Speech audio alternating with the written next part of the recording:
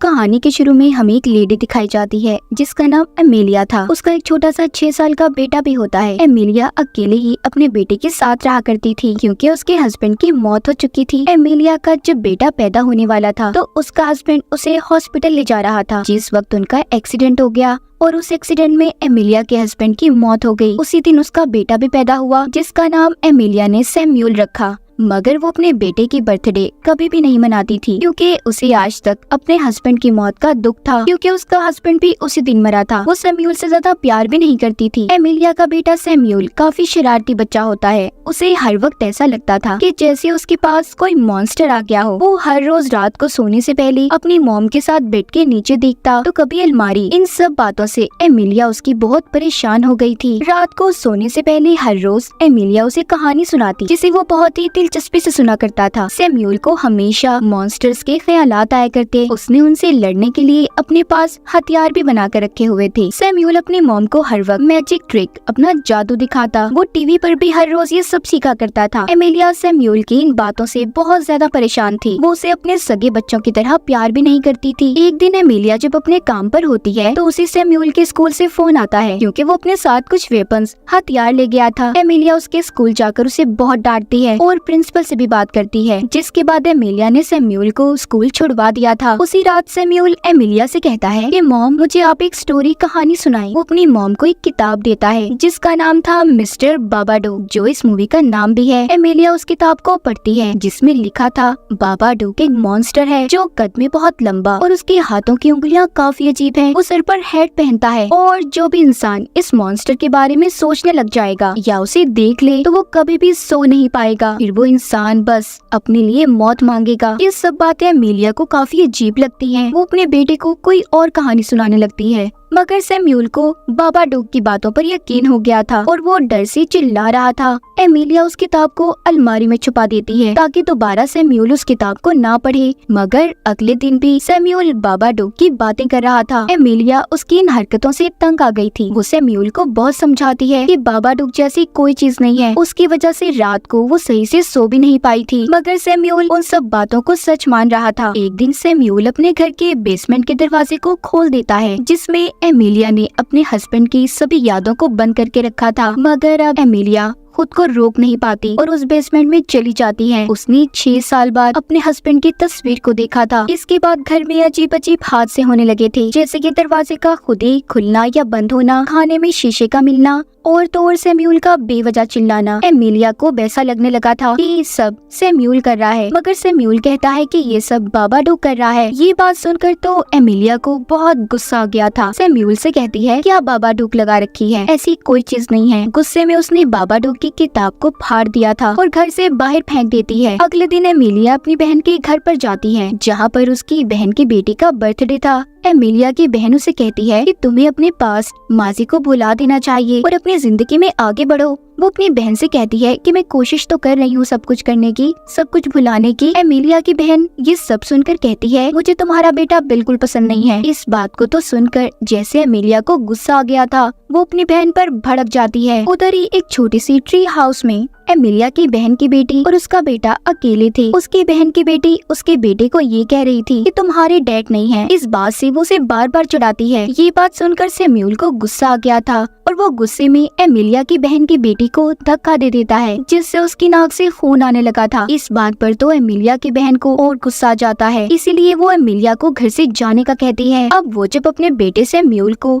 वापस घर ले जा रही थी, वो रास्ते में भी अजीब हरकतें करता है। तभी अचानक से गाड़ी में ही उसे दौरे पड़ने लगे थे। उसे मिर्गी का अटैक हुआ था। एमिलिया ये देखकर अपने बेटे को जल्दी से डॉक्टर के पास लेकर जाती है और उधर डॉक्टर से सैम्यूल के लिए नींद की दवाई भी मांगती है क्योंकि वो हर रोज रात को बाबाडोक से डरकर सोया नहीं करता था। घर आकर एमिलिया अपने बेटे को रात को सोने से पहले नींद की दवाई देती है, जिसके बाद वो कई दिन बाद सुकून से सो पाए थे। ये सब देखकर एमिलिया बहुत खुश थी, लेकिन तभी उसके दरवाजे की बेल बजती है। जब वो दरवाजा खोलती है तो बाहर मिस्टर बाबाडोक की किताब पड़ी थी। उस किताब के सफ़ों को भी किसी ने जोड़ दिया था जो एमिलिया ने फाड़कर फेंकी थी। उसमें अब ये लिखा था अगर एमिलिया बाबाडोक की मौजूदगी को नहीं मानेगी, उतना ही बाबाडोक उसकी जिंदगी में चीजों को खराब करेंगे और उसे परेशान करेंगे। इसके अलावा उस किताब में कुछ ऐसी ड्राइंग्स भी बनी थी कि जैसे एमिलिया अपने डॉग को मार रही हो और फिर अपने बेटे को, जिसके बाद उसने एक बड़े से चाकू से अपनी जान ले ली, खुद को मार लेती है। ये सब देखकर एमिलिया बहुत डरती है। उसने उस किताब को जला दिया था, जिसके बाद उसे एक फोन आता है। जैसे ही एमिलिया रिसीवर को कान पर लगाती है, उसे कुछ ऐसी आवाज सुनाई दी थी, बाबाडू बाबाडू। ये सुनकर वो डर जाती है और पुलिस स्टेशन पहुंच गई थी। सब बातों के बारे में जब वो ऑफिसर को बता रही थी, तो ऑफिसर उससे किताब के बारे में पूछते हैं, तो वो कहती है मैंने तो उस किताब को जला दिया। ये सुनकर ऑफिसर उसे घर जाने का कहते हैं, क्योंकि उसके पास अब कोई सबूत नहीं था।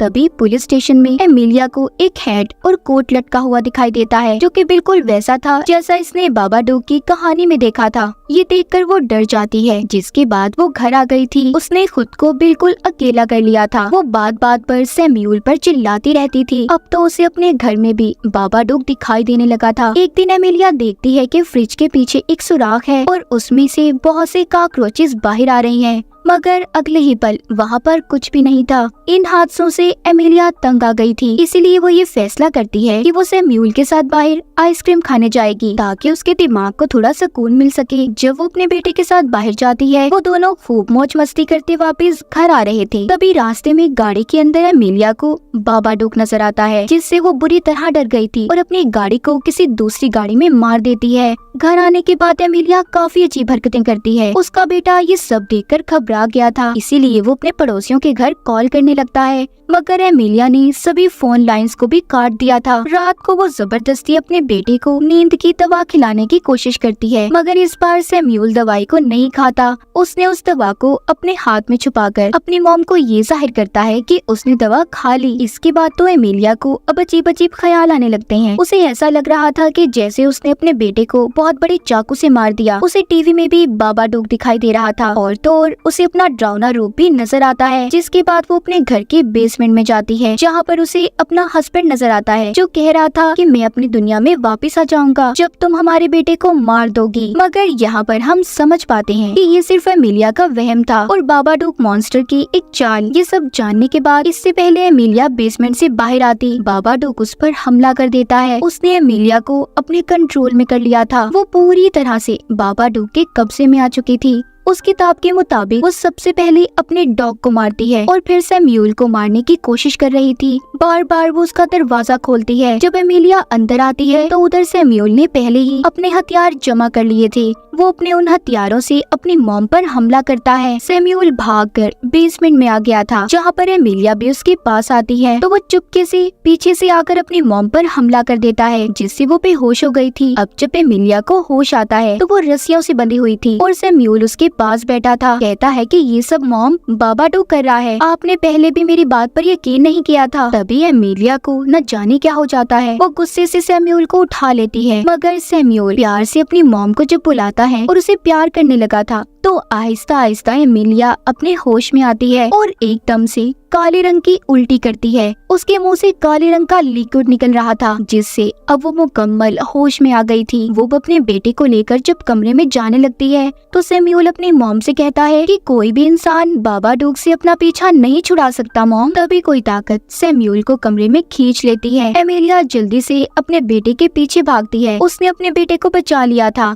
यहाँ पर भी बाबाडोग उसे उसके हस्बैंड के विजन्स ख्याल दिखाता है, मगर इस बार एमिलिया बाबाडोग की चाल को समझ गई थी। वो चिल्लाकर कहती है ये मेरा घर है और चले जाओ यहाँ से। ये सुनकर बाबाडोग ने खुद को बेसमेंट में बंद कर लिया था। हमें कुछ दिन बाद का वक्त दिखाया जाता है, जहाँ पर एमिलिया और सैम्यूल दोनों खुश दिखाई दे रहे थे। एमिलिया अब अपने बेटे को प्यार भी करने लगी थी और तो और उसके हथियारों में और जादू दिखाने में भी बहुत दिलचस्पी लेती है। एक दिन वो कुछ कीड़े लेकर बेसमेंट में जाती है, जहाँ पर बाबाडोग रहा करता था, ताकि वो कीड़े वो मॉन्स्टर बाबाडोग खा सके। तभी अचानक से कोई उस पर हमला कर देता है, जो कोई और नहीं बाबाडोग था, जिससे एमिलिया नीचे गिर गई थी। मगर जल्दी वो खुद उठ जाती है और बाबाडोग मॉन्स्टर उन कीड़ों को लेकर कोने में चला गया था। एमिलिया बाहर आ जाती है, जहाँ पर वो अपने बेटे का बर्थडे सेलिब्रेट कर रही थी। वो अपने हस्बैंड की बात करते हुए भी अब घबराया नहीं करती थी। उसने हर चीज को फेस कर लिया था। कहानी के आखिर में हमें बताया जाता है कि बाबाडोग कोई मॉन्स्टर या फिर कोई बला नहीं, बल्कि एमिलिया का दुख था, जो उसने अपने हस्बैंड के मरने के बाद अपने अंदर दफनाया हुआ था। उसका दुख ऐसे ही अंदर बढ़ता गया और वो ऐसी पागल हो गई कि जैसे उस पर किसी चीज का कंट्रोल हो। उसने अपने हस्बैंड की चीजों को बेसमेंट में बंद कर रखा था, मगर जब सैमुअल ने बेसमेंट का दरवाजा खोला तो वो सारी यादें एमिलिया के जहन में वापस आ गईं। ठीक बाबाडोक की तरह ही एमिलिया के दुख दर्द कभी भी हमेशा के लिए जाने वाले तो नहीं थे, मगर हाँ, अब उसने इन सब चीजों को कंट्रोल कर लिया था। वो मजबूत बन चुकी थी। और दूसरा, इस कहानी का मतलब ये भी हो सकता है कि बाबाडोक मॉन्स्टर था। वो बस उन लोगों के साथ रहा करता था जो अपने दुख दर्द में घिरे रहते, जैसे एमिलिया थी, और इसीलिए बाबाडोक ने उसका फायदा उठाया। मगर जब एमिलिया स्ट्रॉन्ग बनी, मजबूत बनी, तो उसने अपनी जिंदगी को ठीक कर लिया और बाबाडोक को कैद, जिसके बाद वो अपने बेटे के साथ एक खुशहाल जिंदगी गुजारने लगी। तो आपने इस कहानी को दो तरह से जाना। आपको इनमें से कौन सा मतलब सही लगता है, कमेंट सेक्शन में जरूर बताइएगा। और इसी के साथ इस फिल्म की कहानी भी यहीं पर खत्म हो जाती है।